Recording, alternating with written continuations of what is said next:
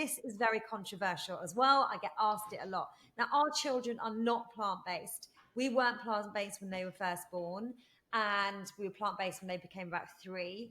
And also when they have their lives with their dads, they're not plant-based. Now, they are predominantly vegetarian, and well, they are vegetarian in our house. We don't give them meat. No, but they're not vegan.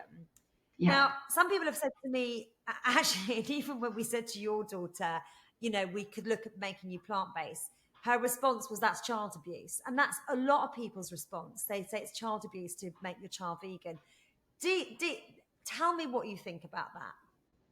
I think it's really unfortunate that people would think it's child abuse. But I do agree with your decision. I think when children, especially that they're in 2 homes, one that is feeding them everything, the other that's sort of more feeding them lacto, ovo, maybe vegetarian. I'll tell you what I did with my kids, and my kids are now 38 and 35. I explained to them why we don't eat animals, why in our house this is how we're eating. But I said, it's your choice what you eat when you're not in our home.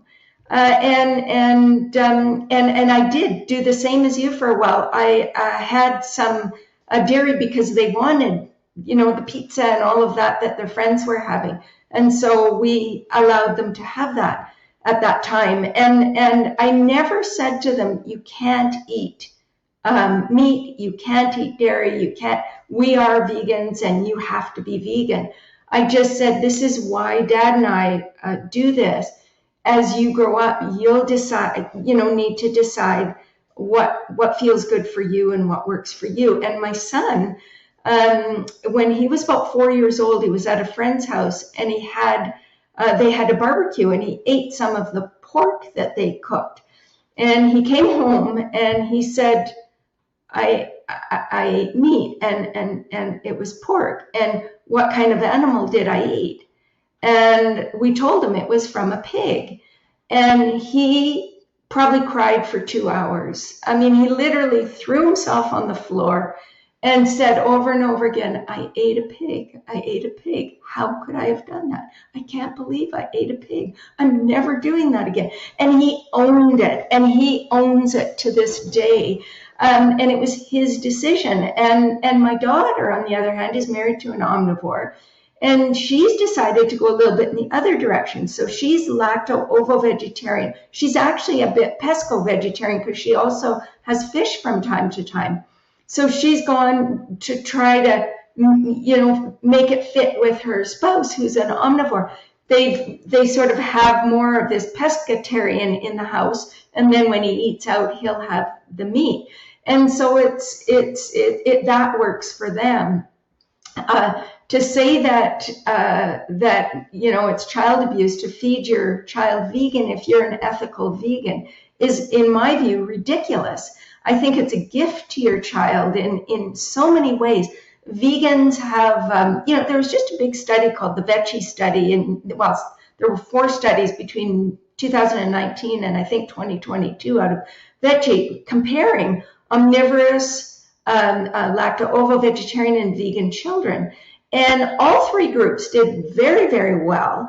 But the vegan children, they ate more fiber, they ate less saturated fat. Generally, vegan children tend to be a little leaner. They tend to have lower risk of, lifetime risk of chronic disease. And they eat more fruits and vegetables. They eat more whole grains. They tend to have a actually higher quality diet.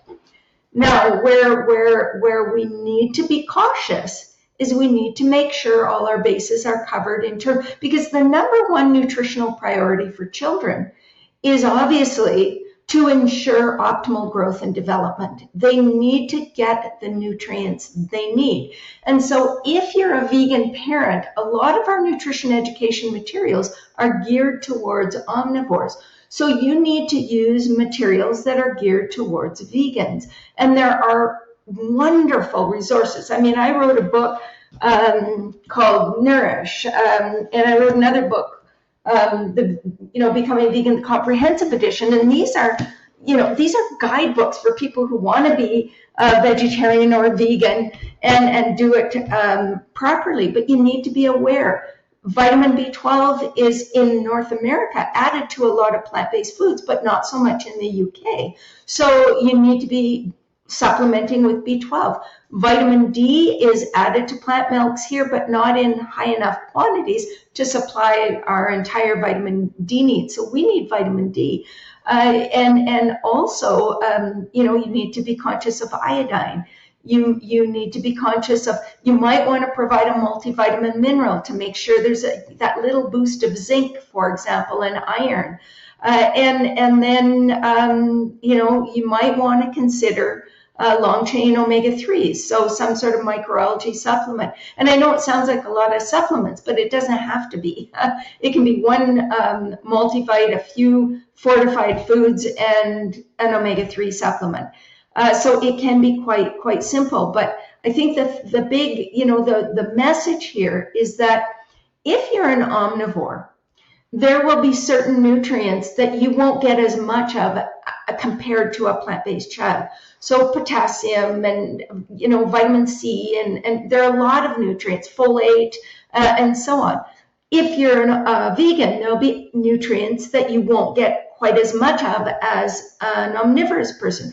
And so we just need to be aware of the differences and then ensure that we're supplying any potential shortfalls in the diet.